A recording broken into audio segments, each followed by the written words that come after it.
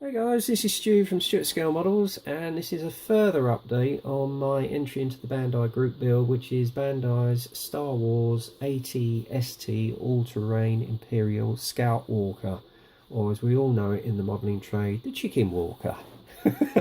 I got that off of Mike. Sorry Mike, couldn't resist.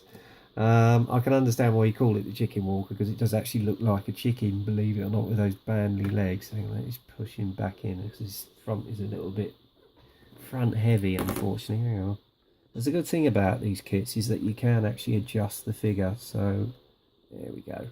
That's a bit better.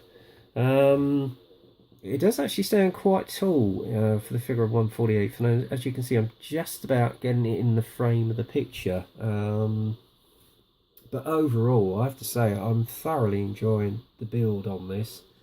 Now we've got to the completion stage, and then obviously the next process is that I've got a primer in the black styler, and then we'll do the paint work as the base coat, and then obviously the next process will be clear coating it, putting the decals on, and then clear coating it again, and then weathering it, and then finally giving it a matte coat, and then job done. I've got the worst part of it, or the overall part of it, so I'm about halfway to getting it complete now. The only regret is that you can't see the detail of the interior and the figures, which is a shame. But what I'm going to do with this kit is I am not gluing Chewie to the actual interior. I'm going to leave him loose so that if anybody ever wants to have a look at the interior, they can, because I've got the hatch open.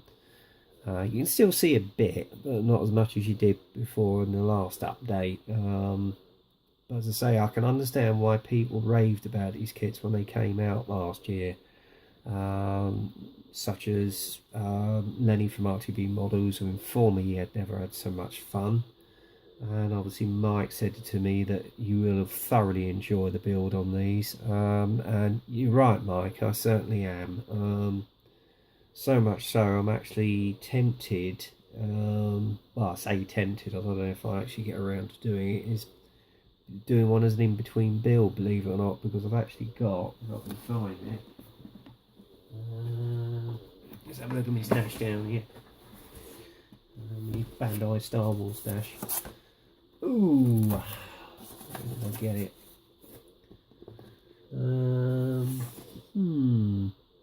He says, famous last words. Just got to dig them out a minute, guys, so bear with me a minute.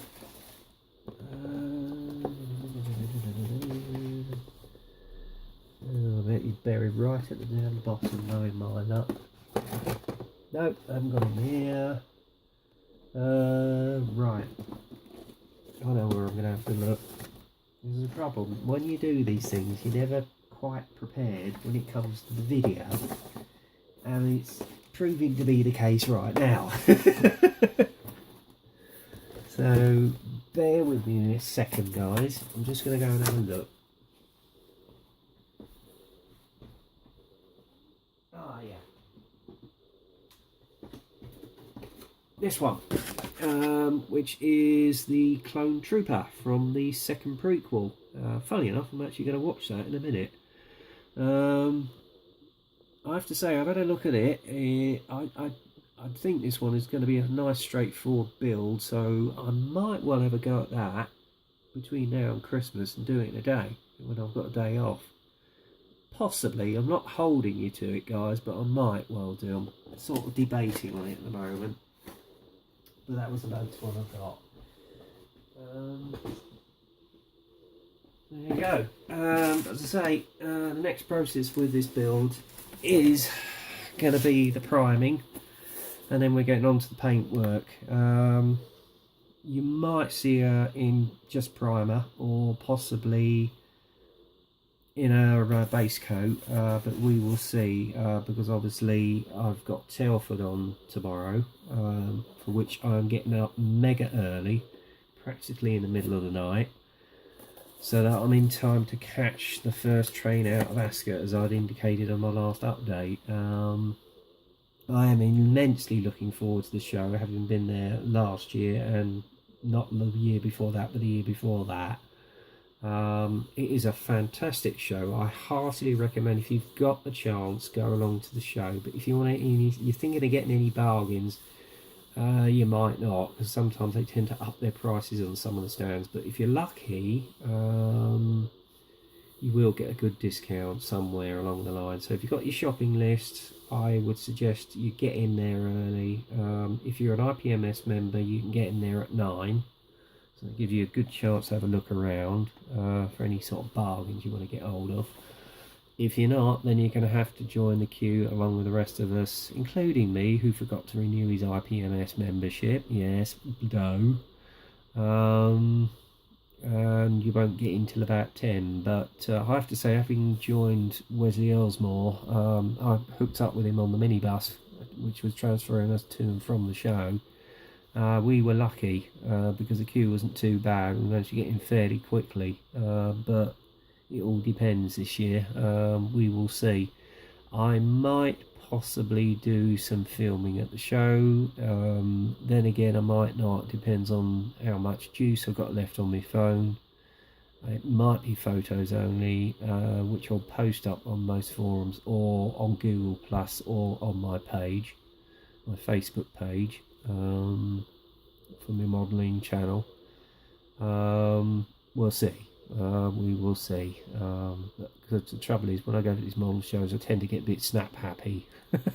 As we all do. But hey, it's part of the enjoyment of the show. I'm particularly looking forward to meeting some of the guys from the YouTube channel, because I know Guido Hop is actually set up the meet around about 2 o'clock in the corridor adjacent to Hall 1. Which I mentioned on my last video, so check that out. Or you could possibly message Guido. I don't know if he might be over by now, getting set up, I don't know. We will see. Yeah, a few of the guys are going to meet up there Saturday at 2 o'clock and Sunday at 1 o'clock. And the guys on the ISM stand, they're going to do a grand photo, which I think Paul said was going to be about 1 o'clock tomorrow, if you're going on Saturday. Yeah, I'll probably pop over and say hello to the guys. I know Ant, Tim, Ivan's going to be there for the first time, so you'll thoroughly enjoy it, Ivan, I promise you. And it'd be good to meet up with you, bud. And I was only joking when I said I was going to get you T90. But anyway, someone else might have a nice surprise, particularly as it's his birthday on Monday. So there's a little hint, Paul. There you go. But as I say, getting back to the subject at hand, I am thoroughly enjoying the build on this. The only thing I will point out is, as I did on my last video, is these side panels here. In the instructions of Bandai, they are indicating you should put them on first. Don't. You're going to have a devil of a job, because when it comes to putting the side panels on, these are going to be in the way. I had to take these off to put the side panels on, so lesson learned there, guys. That's my only gripe with this kit. But other than that, it just goes together like a dream. And as I say, it's given me the enthusiasm to build a few more I've got in my stash. But I've got up and coming builds. Obviously I've got the M group build, and once this is done, I'm going to start on the leopard group build with the pricks of plastic. So I know a lot of the guys have actually started on them, and I have to say, Mike, yours does look mightily impressive, and yours, Seb.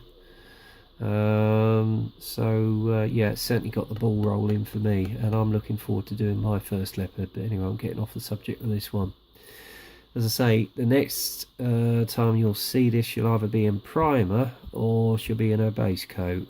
That might be on my monthly update, I don't know, because obviously between now and then it's back to work on Monday, and I am doing a Monday to Friday next week, so it's going to be a long, hard week, particularly Thursday, because I'm doing a late night. And we obviously got the busiest time of year for me in the trade I'm in, which is retail. Yeah, it's going to be very, very busy. So trying to get my modelling done and fit that in over the Christmas period is going to be a bit tricky. So if you don't see so many videos, that's the reason why. Alright. But anyway, as I say, I'm very happy with the way this build is going. I love these kits. I've fallen in love with them, particularly with this being my first one. I mean, the detail on the gun here, if I can pan in. If I can get it to come round. Oh, I've done it again. Oh, the camera. Ah, this is a nightmare. Sorry about this, guys. Right. Where was I? Oh, yes. Here we go. I'll get steady the camera. As you can see, if I can get the camera to come over a bit. There we are. Level of detail on the guns is absolutely superb, guys. It really is. So yeah, hats off to Bandai for this, guys. I must admit I'm sorely tempted to get another one of these and do two of them together, but oh well, we'll see. I'm just going to pan that back. Oh, not forward, back.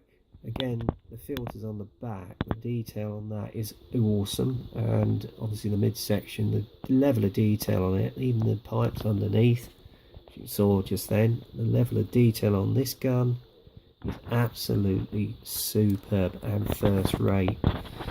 Let's see, we'll just pan back. So there you go, that's as far as we've got with this build so far. Just trying to steady the camera. There we are. Sorry about that, guys. As I say, that's as far as I've got on this progress report for this update for the Bandai group build, and all being well I should have it finished in time, but we will see. Anyway, hope you enjoyed the video. I've waffled on enough as it is. I am going to get a bit ready for Telford now. I'm not going to do any more modelling for the afternoon. As I say, I'm going to get a very early night because I've got a very early start and a very long day ahead, but it's going to be thoroughly worth it. So if anybody else is going to Telford, have a fantastic time. And as I say, if you see me there, come over and say hello. Alright? Anyway, that's it for now, guys. So until the next time, get kit crazy, happy modelling, and I'll speak to you soon.